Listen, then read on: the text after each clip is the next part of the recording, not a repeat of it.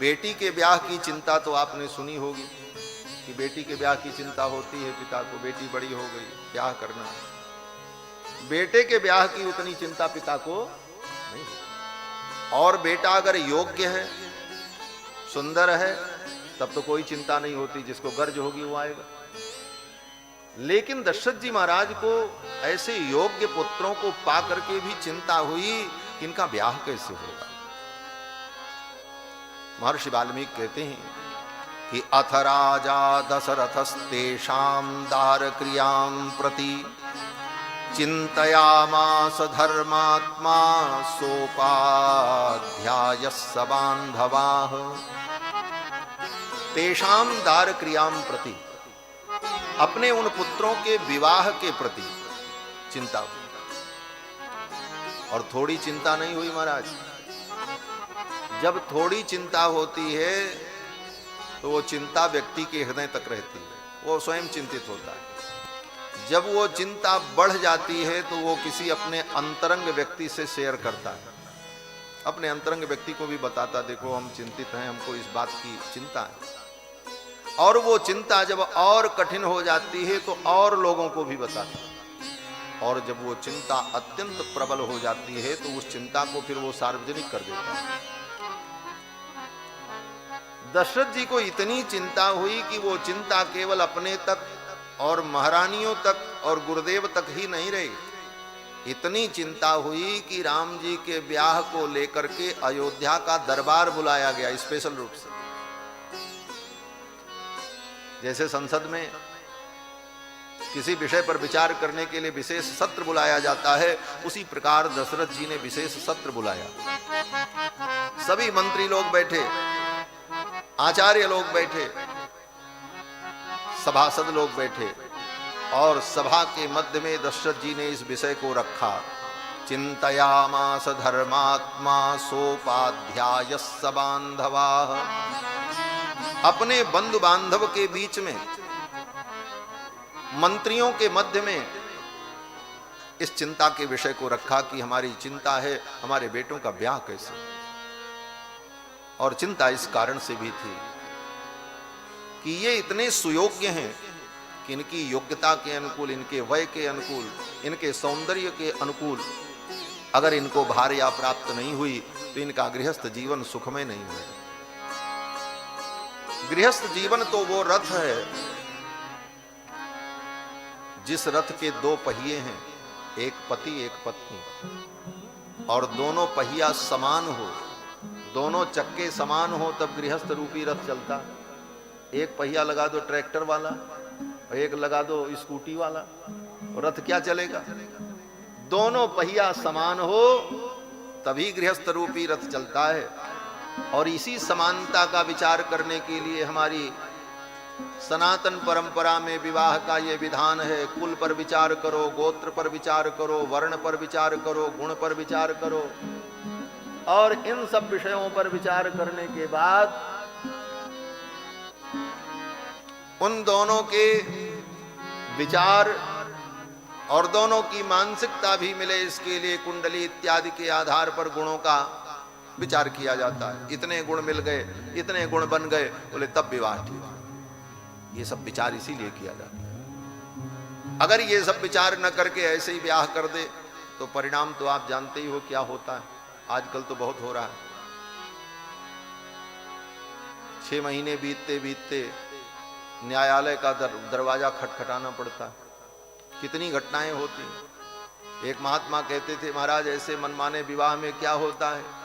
बोले 1 वर्ष तक तो पति जो कहता है वो पत्नी सुनती है, फिर पत्नी भी धीरे धीरे मुखर हो जाती है, फिर वो जो कहती है 1 वर्ष तक पति सुनता है, फिर 2 वर्ष बीतते बीतते दोनों सुन करके पक्के हो जाते हैं, कोई किसी की नहीं सुनता, फिर मोहल्ले वाले सुनते हैं। दोनों का झगड़ा होगा, बवाल होगा, मोहल्ला सुनेगा, पड़ोस सुनता है। फिर ये संसार। इसलिए जो सनातनी परंपरा है उस परंपरा के अनुकूल ही विवाह आदि संबंध करना चाहिए। यही शिष्टाचार है और यही गृहस्थ जीवन को मंगलमय बनाने का मंत्र। दशरथ जी को चिंता हो और इधर विश्वामित्र जी को भी चिंता हो गई। विश्वामित्र जी को क्या चिंता हुई? बोले विश्वामित्र जी विश्व के कल्याण के लिए यज्ञ कर रहे थे। यज्ञ विश्व के कल्याण के लिए होता है।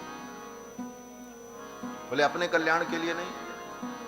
बोले विश्व के कल्याण के लिए ही यज्ञ होता है, और जब विश्व का कल्याण होगा तो उसी विश्व में हम भी हैं, हमारा भी कल्याण हो जाएगा, अलग थोड़ी। इसीलिए हमारे यहां संतों ने विश्व कल्याण के लिए यज्ञ का आयोजन किया। यही भारतीय संस्कृति है। सर्वे भवन्तु सुखिनः, सर्वे सन्तु निरामयाः, सर्वे भद्राणि पश्यन्तु मा कश्चित् दुःख भाग् भवेत्। और ये यज्ञ करने वाले जो विश्व के कल्याण के लिए यज्ञ करते हैं वही विश्वामित्र हैं। विश्वामित्र का मतलब जो विश्व का मित्र हो, जो सारे विश्व का मित्र है, जो सारे विश्व को अपना मित्र मानता है। और विश्वामित्र का एक अर्थ यह भी है, जो भगवान को अपना मित्र मानता है। ये विश्व भगवान का नाम है। विश्व माने भगवान। भगवान का पहला नाम विश्व ही है। विष्णु सहस्र नाम में सबसे पहला नाम भगवान का यही है। विश्वम विष्णुर्वषट्कारो भूत भव्य भवत प्रभु भूत कृत भूत भृत भावो भूतात्मा भूत भावनः भूतात्मा परमात्मा च मुक्तानाम परमागति। श्री भीष्म पितामह ने भगवान के 1000 नाम का जब उच्चारण किया, सरसैया पर पड़े पड़े, तो सबसे पहले यही नाम लिया है विश्व। विश्वम विष्णु, पहले विश्व कहा तब विष्णु कहा। ये विश्व भगवान का नाम है। तो विश्वामित्र का मतलब जो भगवान के मित्र हैं, जिन्होंने भगवान को अपना मित्र बनाया, संसार को अपना मित्र नहीं बनाया। संसार की मित्रता टूट जाती है, ठाकुर की मित्रता ही रहती है। और ठाकुर से अगर मित्रता हो जाए तो तुम्हारे अंदर अगर कमियां भी हैं तो ठाकुर कमी नहीं देखते, संसार तो जीवन भर कमियां ही देखता है। स्वयं भगवान कहते हैं मित्र भावेन संप्राप्तम न त्यजेयम कथंचन। श्रीमद् वाल्मीकि रामायण में विभीषण शरणागति के प्रसंग में भगवान कहते हैं मित्र भाव से जो मुझको भजता है मैं उसका कभी त्याग नहीं करता। मित्र भावेन संप्राप्तम न त्यजेयम कथंचन। अरे भाई उसमें दोष हो तब भी भगवान कहते हैं हाँ हाँ यद दोषो यद्यपि तस्य स्यात्, भले दोष उसके अंदर हो। मित्र में कहीं दोष देखा जाता है? दोस्ती तो दोस्ती होती है, उसमें दोष नहीं होता। दोस्ती में दोष आ गया तो फिर दोस्ती नहीं रहेगी, फिर दोष दिखेगा, और दोष नहीं रहेगा तभी दोस्ती रहेगी। तो मित्र भावेन संप्राप्तम न त्यजेयम कथंचन। तो भगवान ही परम मित्र हैं। और ये मित्र संबंध जो भगवान से है ना, इसकी पुष्टि उपनिषदों में की गई। उपनिषद में श्वेताश्वतर उपनिषद में एक मंत्र आया, ब्रह्म और जीव का वर्णन करते हुए वेद भगवान कहते हैं कि द्वा सुपर्णा सयुजा सखाया। ये जीव और ब्रह्म ये दोनों सखा हैं। द्वा सुपर्णा सयुजा सखाया समानम वृक्षम परिसस्वजाते। और दोनों एक ही वृक्ष पर बैठे, जीव और ब्रह्म। ये वृक्ष क्या है? बोले माया का वृक्ष। ये संसार रूपी वृक्ष पर, माया के वृक्ष पर परमात्मा भी है और जीव भी है। अंतर क्या है? बोले जीव इस माया के फल को खाने में लग गया और परमात्मा बोले अनशनन अभिचाकशीति, वो बिना कुछ खाए ही आनंदमय है। यही अंतर है बस, बाकी तो जीव और ब्रह्म दोनों सखा है। इसीलिए अर्जुन भी भगवान से कहते हैं प्रभु मैंने आपको सखा माना, सखेति मत्वा प्रथमम यदुक्तम, हे कृष्ण हे यादव हे सखेति। और हमारे राम जी तो देखो, राम जी बड़े उदार हैं। राम जी कहते हैं देखो तुम अगर मेरा दास नहीं बन सकते, मेरे सेवक नहीं बन सकते, तुम्हारा अभिमान तुम्हारा मान तुम्हें इस कार्य के लिए तैयार नहीं करता तो चिंता मत करो, मैं तुमको दास नहीं बनाऊंगा, मैं तुमको अपना मित्र बना लूंगा। तुम दोस्त बन जाओ, मैं तुमको ये दर्जा देने को तैयार हूं। इसीलिए राम अवतार में भगवान ने सबको अपना मित्र ही बनाया। सुग्रीव को भी सखा बनाया, विभीषण को भी सखा बनाया, निषाद राजगुह को भी गले लगाया, केवट को भी गले लगाया, सबको मित्र का सम्मान दिया भगवान श्री रघुनाथ जी ने। यही रघुनाथ जी की करुणा है, कृपा है। तो विश्वामित्र जी महाराज भी भगवान को ही अपना मित्र मानते हैं। जो भगवान को अपना मित्र माने वही विश्वामित्र, एक अर्थ ये। दूसरा अर्थ, जो सारे विश्व को अपना मित्र माने, ये सारा विश्व ही तो भगवान है। सिया राम मैं सब जग जानी, करो प्रणाम जोरी जुग पानी। तो विश्वामित्र जी को भी चिंता हुई, वो यज्ञ कर रहे थे, विश्व के कल्याण के लिए यज्ञ कर रहे थे।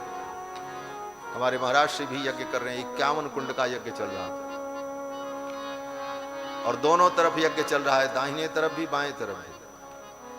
दाहिने तरफ इधर स्वाहा स्वाहा, और इधर आहा आहा, इधर भी चल रहा है, भंडारा चल रहा, अखंड भंडारा। यज्ञ श्रेष्ठतम कर्म, वेद भगवान कहते हैं यज्ञो हवै श्रेष्ठतमम कर्म। श्रेष्ठ नहीं, श्रेष्ठतर नहीं, अपितु श्रेष्ठतम। तम के आगे कुछ नहीं होता। तम माने अंतिम, इसीलिए कहते हैं अधिकतम। अधिकतम के आगे अब कुछ नहीं, माने अंतिम, अधिक, जहां से उससे ज्यादा हो नहीं सकता, उसको कहते हैं अधिकतम। तम प्रत्यय है, तर और तम प्रत्यय होता है, तो तम प्रत्यय हो जाए तो मतलब अंतिम सीमा। तो श्रेष्ठतमम कर्म, श्रेष्ठतम कर्म क्या है? बोले यज्ञ। यज्ञो हवै श्रेष्ठतमम कर्म।